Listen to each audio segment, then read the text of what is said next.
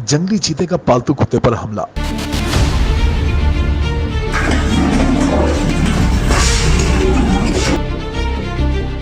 चारपाई पर सोया शख्स बच गया।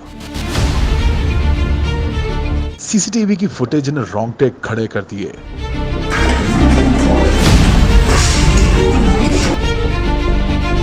कहते हैं ना, जब भूख लगे तो लक्कड़ हजम पत्थर हजम। ऐसा ही एक अनोखा और हैरानकुन वाकया हमारे हमसाया मुल्क भारत में पेश आया है, जिसकी वीडियो भारतीय रियासत के महकमा जंगलात के एक अफसर ने अपने ऑफिशियल ट्विटर अकाउंट पर शेयर की। वीडियो में देखा जा सकता है कि एक जंगली भूखा चीता अपने शिकार की तलाश में रिहायशी इलाके में मौजूद है, जहाँ पर एक कुत्ता और कुछ दूरी पर एक आदमी चारपाई पर सोया हुआ है। इस दौरान चीता दबे पांव कुत्ते के शिकार के लिए आगे बढ़ रहा है, जिसके बाद चीता तेजी के साथ सोए हुए कुत्ते पर हमला करता है और उसे दबोचकर भाग जाता है। दूसरी जानिब कुत्ते की चीखों पुकार सुनते ही सोया हुआ शख्स जाग जाता है और जंगली चीते को भागता हुआ देखकर खौफ से सहम जाता है।